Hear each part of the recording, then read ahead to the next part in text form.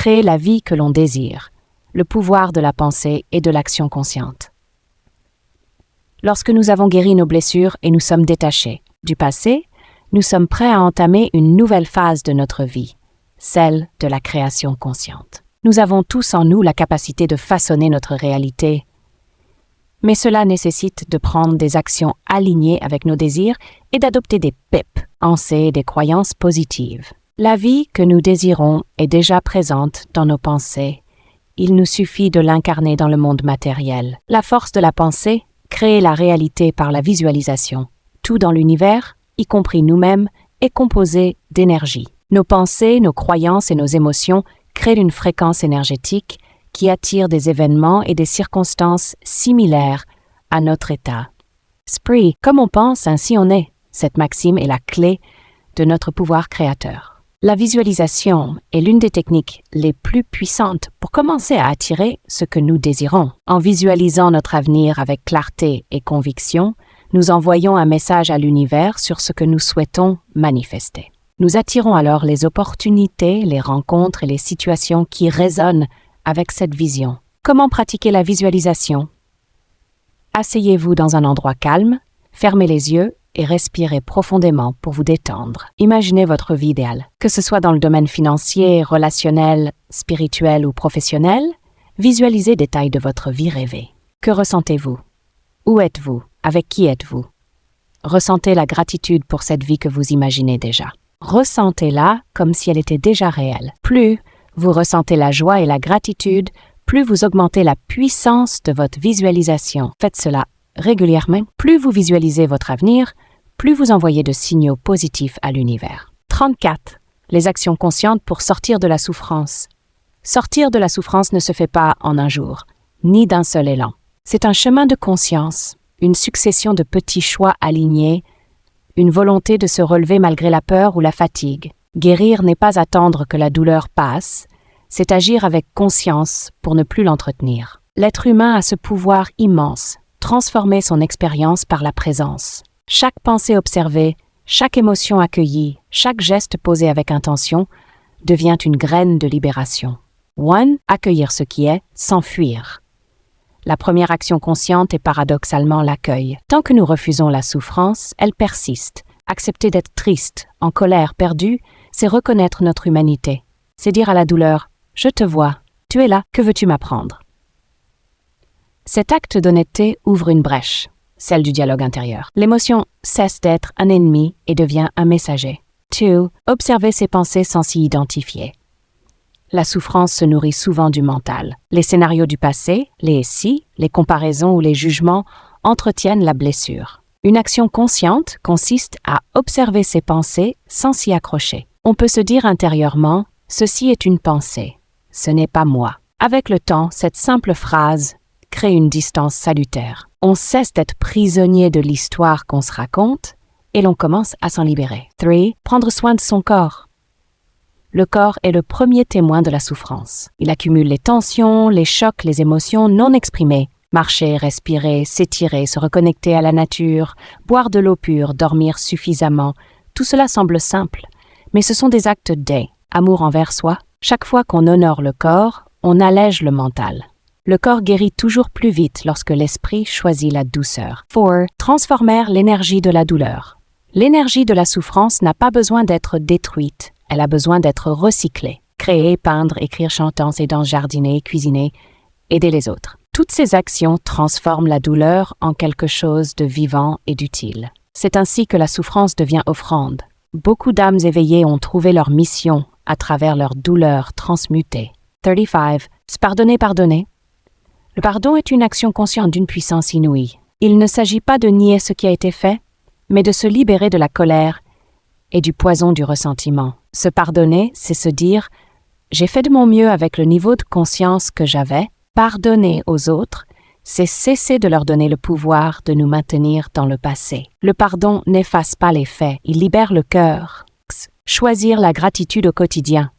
Chaque matin, choisir de remercier même pour une chose minime est une forme d'acte guérisseur. Remercier pour la lumière, un sourire, une leçon, un souffle, c'est déjà orienter son énergie vers la vie. La gratitude transforme le regard. Là où il n'y avait que douleur, elle fait apparaître un sens, une beauté cachée, un appui invisible. C'est souvent elle qui marque le tournant entre le « je subis » et le « je grandis ». 7. Poser des limites et se recentrer. Sortir de la souffrance, c'est aussi apprendre à se protéger. Dire non quand c'est nécessaire, s'éloigner des environnements toxiques, se respecter profondément. C'est un acte d'amour conscient. Reconnaître ce qui nourrit notre énergie et ce qui l'épuise. Poser des limites, c'est se donner le droit d'exister dans la paix. Et s'entourer de présences bienveillantes. Aucune guérison ne se fait dans l'isolement complet. Chercher du soutien auprès d'un ami, d'un thérapeute, d'une communauté ou même d'un animal est une démarche consciente de reconnexion. L'amour partagé adoucit les blessures et parfois juste être entendu suffit à commencer à guérir. 9. Revenir à la foi et à la confiance. La souffrance fait souvent douter.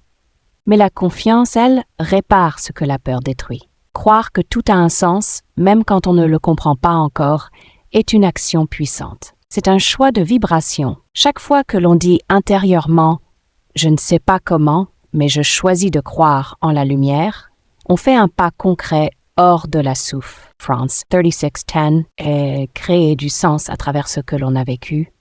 La dernière étape de toute guérison, c'est la transmission. Quand on transforme la douleur en message, elle cesse d'être une plaie pour devenir une lumière. Partager, aider, inspirer, témoigner, c'est offrir à d'autres la clé qu'on a trouvée en soi. Ainsi, la souffrance devient une force de contribution et le cycle se ferme naturellement. Sortir de la souffrance, c'est renaître. Chaque action consciente, aussi petite soit-elle, est une pierre posée sur le chemin de la paix intérieure. Aucun n'est inutile. Aucune larme n'est vaine. Sortir de la souffrance, c'est redevenir créateur de sa vie. C'est reconnaître que le pouvoir n'est plus dans ce qu'on a subi, mais dans ce qu'on choisit maintenant. Et lorsque l'âme comprend cela, elle cesse de chercher la lumière. Elle devient la lumière. 37. Le pouvoir de la confiance en soi et des croyances positives. Pour créer la vie que nous désirons, nous devons développer des croyances qui soutiennent. Dans notre vision, la confiance en soi est la base de cette création. Si vous croyez que vous méritez le meilleur, que vous êtes capable de réussir, vous commencerez à prendre des décisions qui vous rapprochent de votre aim. La confiance ne signifie pas l'absence de doute, mais plutôt la capacité de persévérer malgré les obstacles. Voici quelques croyances qui favorisent la création d'une vie épanouie. Je suis digne de recevoir l'abondance, je mérite l'amour et le succès. Chaque jour, je me rapproche de mon objectif. Je suis capable de surmonter tous les défis. Les pensées et croyances négatives, en revanche, peuvent saboter vos efforts. Celles-ci incluent des idées telles que « je ne mérite pas d'être heureuse » ou « je ne réussirai jamais ». Si vous remarquez que de telles pensées surgissent, remplacez-les par des affirmations positives. Le simple fait de répéter des pensées exclusives peut transformer votre réalité. Passez à l'action, la clé de la manifestation. La pensée seule ne suffit pas pour transformer notre vie. L'action est la clé. Les actions sont les ponts entre notre vision intérieure et la réalité extérieure. Chaque petite action que nous entreprenons nous rapproche de la vie que nous avons imaginée. Les actions doivent être alignées avec nos valeurs et nos objectifs. Cela signifie qu'il ne faut pas agir de manière impulsive ou désordonnée, mais plutôt avec intention et clarté.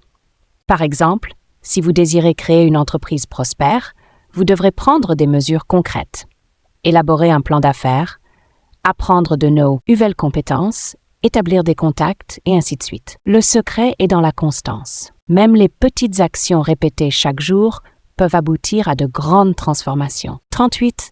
L'importance de l'abondance mentale. Lorsque nous vivons dans un état d'abondance mentale, nous croyons que tout ce dont nous avons besoin est déjà disponible pour nous. L'abondance ne se limite pas à l'argent, elle englobe également les relations, la santé, l'amour et les opportunités. Adoptez une mentalité d'abondance en reconnaissant toutes les bénédictions que vous avez déjà dans votre vie. Soyez reconnaissant pour ce que vous avez maintenant et l'univers vous donnera encore plus. Voici quelques pratiques pour cultiver l'abondance. La gratitude quotidienne. Chaque jour, notez 3 choses pour lesquelles vous êtes reconnaissant. Partagez généreusement, que ce soit votre temps, votre énergie ou vos ressources. Partager vous ouvre à davantage d'abondance. Visualisez l'abondance.